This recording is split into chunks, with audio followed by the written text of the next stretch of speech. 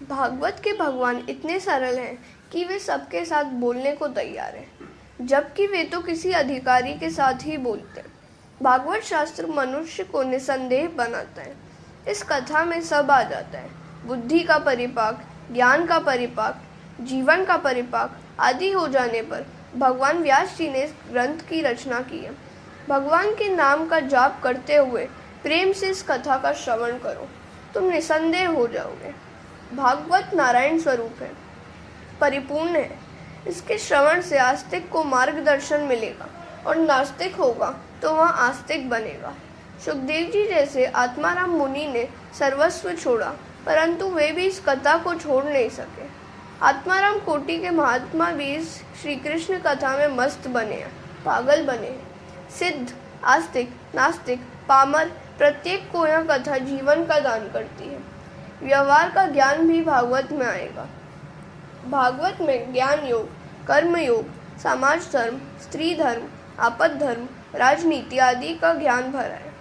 यह एक ऐसा शास्त्र है कि जिसके श्रवण और मनन करने पर कुछ जानने जैसा बाकी रहता ही नहीं है। साधक को साधन मार्ग में कैसे कैसे संशय आते हैं, इन सब का विचार करके व्यास भगवान जी ने यह कथा रची है।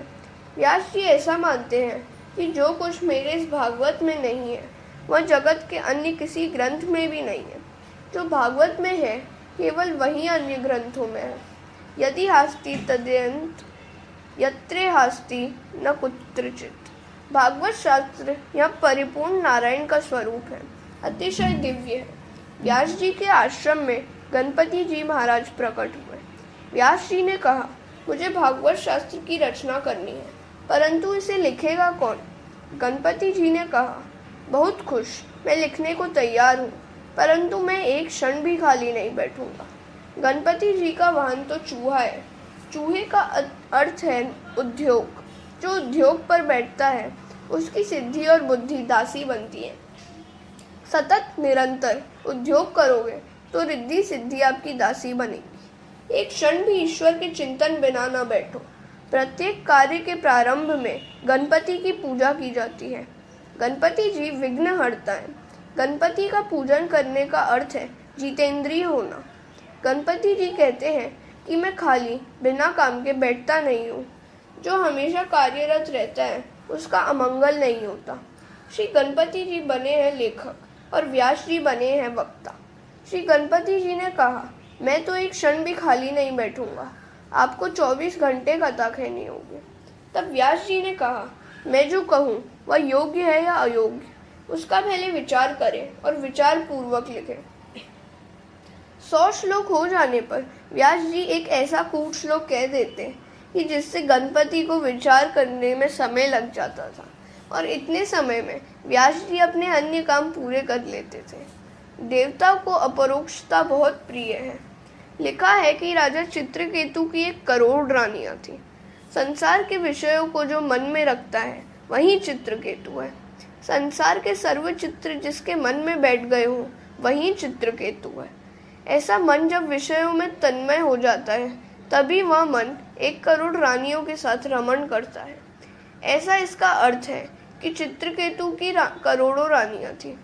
श्री भागवत में अनेकों बार ऐसे प्रसंग आते हैं जिनका श्रोता और वक्ता विचार करें कि उनका लक्ष्यार्थ क्या है। इस बात का हम भी विचार करें, इसके लिए व्यास जी ने अतिशयोक्ति भी की है और लिखा है, जैसे कि हिरण्याक्ष के मुकुट का अग्रभाग स्वर्ग से स्पर्श करता था और उसके शरीर से दिशाएं आच्छादित होती थी। लोभ दिन प्रतिदिन बढ़ता ही जाता है। यह तत्व बताने का इस कथन से उद्देश्य था। हरे कृष्णा। सत्कर्म में विघ्न आते हैं, इसलिए 7 दिन की कथा का क्रम बताया गया है। अन्यथा सूत जी और शौनक आदि की कथा 1000 दिवस चली थी। विघ्न न आए इसलिए व्यास जी सर्वप्रथम श्री गणेशाय नमः कहकर श्री गणपति महाराज की वंदना करते हैं। इसके पश्चात श्री सरस्वती जी की वंदना करते हैं। सरस्वती जी की कृपा से मनुष्य में समझ आती है। फिर सद्गुरु की वंदना करते हैं और इसके बाद श्री भागवत के प्रधान देव श्री कृष्ण की वंदना करते हैं। मैंने श्री भागवत शास्त्र की रचना तो कर दी, परंतु इस ग्रंथ का प्रचार कौन करेगा? व्यास जी ने वृद्धावस्था में इस ग्रंथ की रचना की है, अतः वे स्वयं तो इसका प्रचार कर नहीं पाएंगे।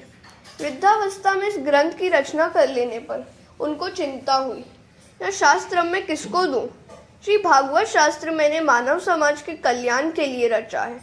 श्री भागवत की रचना करके मैंने कलम रख दी है। अब तक मैं बहुत बोला, मैंने बहुत कुछ लिखा। अब मैं ईश्वर के साथ अपना संबंध जोड़ूंगा। मेरा जीव जो प्रभु से अलग हो गया था वह श्री कृष्ण के सम्मुख हो, इसलिए मैंने भागवत शास्त्र बनाया है। भागवत यह प्रेम का शास्त्र है। इस प्रेम शास्त्र का प्रचार तो वही कर सकता है जो अतिशय विरक्त हो। श्री कृष्ण को छोड़कर अन्य के साथ प्रेम करने वाले इस कथा के अधिकारी नहीं है। ऐसा कौन मिलेगा? संसार सुख भोगने के बाद तो बहुत को वैराग्य आता है, परंतु जन्म से जिसने वैराग्य अपनाया है वैसा कौन मिलेगा? किसी योग्य पुत्र को यह ज्ञान दे दूं कि जिससे वह जगत का कल्याण करे। ऐसा विचार करके वृद्धावस्था में भी व्यास जी को पुत्रैष्णा जगी। भगवान शंकर वैराग्य के स्वरूप है। शिव जी मुझ पर कृपा करें और मेरे यहाँ पुत्र रूप से आए, तभी यह कार्य हो सकता है। रुद्र का जन्म है, परंतु महारुद्र का जन्म नहीं है। भगवान शिव परब्रह्म है, उनका जन्म नहीं है। अब शिवजी महाराज जन्म धारण करें तो इस भागवत का प्रचार करें। भागवत शास्त्र का प्रचार तो शिवजी ही कर सकते हैं, कारण उनमें ही संपूर्ण वैराग्य है। जन्म से जिसने वैराग्य हो वही श्री भागवत का प्रचार कर सकता है। श्री सुखदेव जी में संपूर्ण वैराग्य है। व्यास जी ने श्री शंकर की आराधना की, शिवजी महाराज प्रसन्न हुए। व्यास जी ने मांगा, समाधि में जो आनंद आप भोगते हैं वही आनंद जगत को देने के लिए आप मेरे घर पुत्र रूप से पधारिए। भगवान शंकर को तो इस संसार में आना प्रिय नहीं लगता। संसार में आने पर माया गले लग जाती है। कोयले की खदान में जाने पर हाथ पैर काले होते ही हैं, बिना काले हुए नहीं रह सकते। व्यास जी ने कहा, महाराज आपको तो संसार में आने की कोई जरूरत नहीं है, परंतु अनंत जीवों के कल्याण करने के लिए आप कृपा कीजिए और आइए। आपको माया कैसे प्रभावित कर सकती है? शिवजी ने विचार किया कि समाधि में मैं आनंद का अनुभव करता हूँ। यदि वैसा आनंद जगत को न दूं तो मुझे स्वार्थी कहा जाएगा। समाधि के आनंद का दान मुझे जगत को करना चाहिए। ऐसा विचार करके शिवजी महाराज अवतार लेने को तत्पर हो गए। श्री सुखदेव जी भगवान शिवजी के अवतार थे, अतः वे जन्म से ही पूर्ण निर्विकार थे।